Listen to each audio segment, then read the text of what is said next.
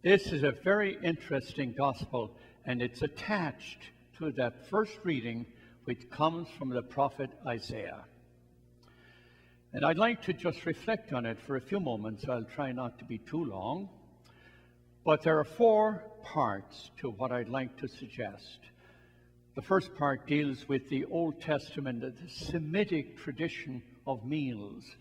And the second, the Gospel of Matthew, the text we have today. The third section will deal with the Gospel of Luke, Luke chapter 14, the parallel to this text we have from Matthew, and the last, how this applies to our lives. Now that sounds very long, but I'll try to keep it brief. Simone Weil, who died in 1943, an extraordinary young woman. She was just 35 when she died. And she had this to say about people in their condition of life. The danger is not lest the soul should doubt that there is any bread, but by a lie the soul should be persuaded that it is not hungry. And the world will persuade us that if we envelop ourselves in the things of the world, we will famish the hunger of our spirits. So let me look at this. In the Semitic tradition, the notion of a meal had great, great significance, much more than a meal in our culture. In the Semitic tradition, nobody ever discussed the menu. We only discuss the guests. Now, we go to restaurants and I'll pick this one because the food is good, or I like that food. You'll find nothing about that in the Semitic tradition. You'll find that who was invited to the meal became the subject of conversation and the subject of teaching. The second thing about the Semitic tradition is that if you were invited to a meal and somebody broke bread with you, you were invited, even your conservative Jewish friends today, if they invite you into their little sanctuary, the Mikdat Me'ash, they invite you in there, it's a sign of a close bond, something that words cannot quite express, but it means there's a bond, there's a relationship, far more than the casual ways in which we share meals. So go back into the Semitic tradition and you'll find that sharing a meal, Jesus sharing a meal, meant something very significant at the time that might escape our attention now.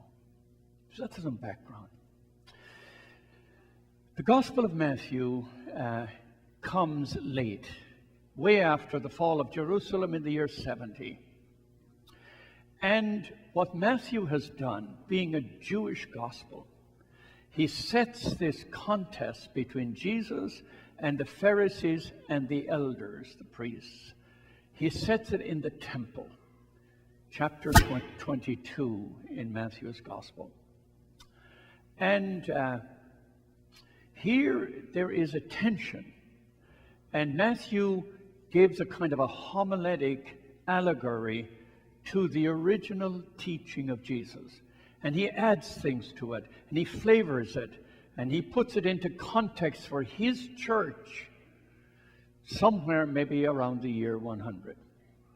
And therefore he has the King, which is God, and his Son, Jesus Christ, and they rejected Jesus Christ, they rejected the prophets, the Hebrew prophets and the Christian prophets, and therefore they're not worthy to come to the meal in the kingdom.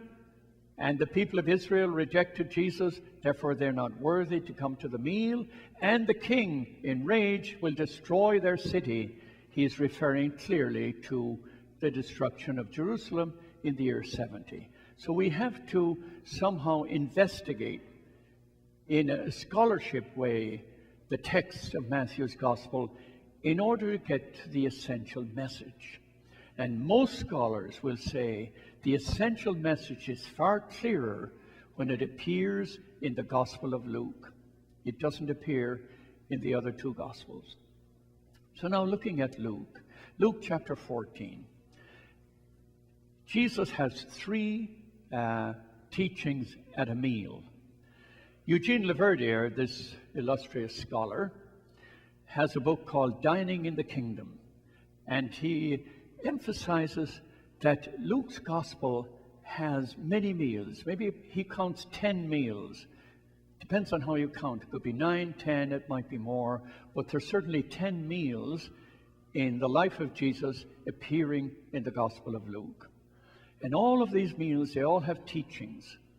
And in this text here, in chapter 14, the text has to do with who is invited to the kingdom. It begins by somebody saying to Jesus, "Blessed is the one who dines in the kingdom."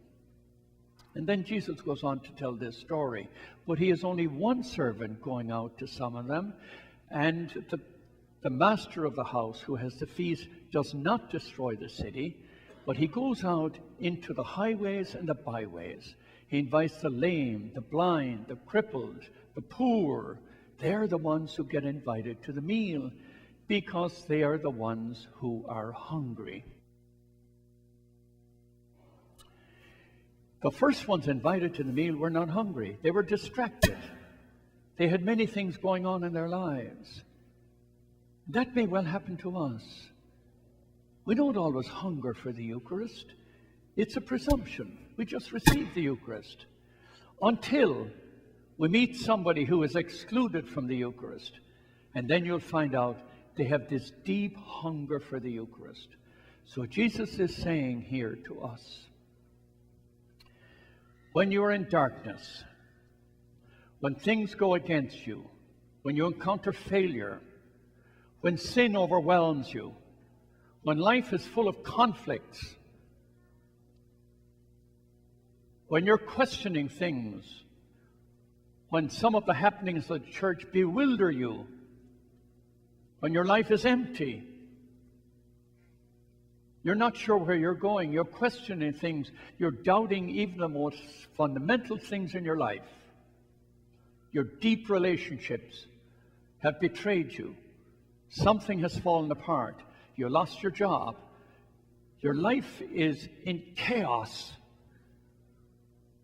Now you begin to hunger for some deeper understanding of your life. It's happened to me in my own life. I've walked through darkness, difficult times, times of conflict, questioning, wondering, doubting, gone through all that. And all I had to cling to was the meal, the Eucharist. Now, some people will say, well, I won't go to Mass anymore. I can't say that. Can't get up someday and say, I'm not going to go to Mass anymore because I don't like Holy Family. Or the priest said something to me and I don't like it. Or the music isn't okay, or the homilies aren't okay. I'm not going to go. I can't do that. The Mass is my life. The Eucharist is the food of life. And you'll find that when you're struggling in your life, when things don't come together for you, you'll begin to hunger for the Eucharist. And now you are invited. You will hear the invitation now. You may not have heard it when you were prosperous, when everything was good and everything was perfect. You now become the blind, the lame, the poor, the struggling people of life. And now you qualify, not because you're holy, not because you're perfect, but precisely because you're not holy and you're imperfect and you're struggling in your life. And somebody has told you don't qualify. Somebody has told you you don't fit in. There isn't a place for you in the church. You're not holy enough. You're not observant enough. You don't use the envelopes, whatever it is. There isn't a place for you. And yet, the teaching of Jesus, the essential teaching of this parable, is your hunger is the moment in which you will hear the invitation of Jesus Christ to come to the meal being a place of community. a place of belonging, a place where you will find others who are just like you. You'll find the priest who is just like you. It doesn't look that way, like he looks holy and all that, but the priest is just like you. We're all on the same journey. So listen to the teaching of Jesus, especially here. Go read chapter 14 in the Gospel of Luke, and you'll find the essential, substantial teaching of Jesus here, saying, if you're blind, you're poor, you're struggling with some sin, some addiction in your life, you're struggling with some alienation, some doubt, some poverty, some emptiness, you're lame, you're blind, you're outside. Hear the invitation of Jesus Christ. Come to the meal. Let Jesus Christ feed your spirit, console you, heal you, lift up your spirit, give you a new vision, a new understanding, a new acceptance of the things which are happening to you, the inner strength to live, not always to solve the problem, but to belong to the problem, to live with it, to carry the cross, to share real life.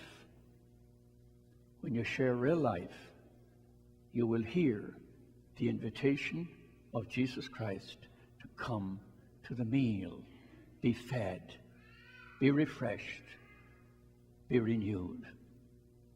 Amen.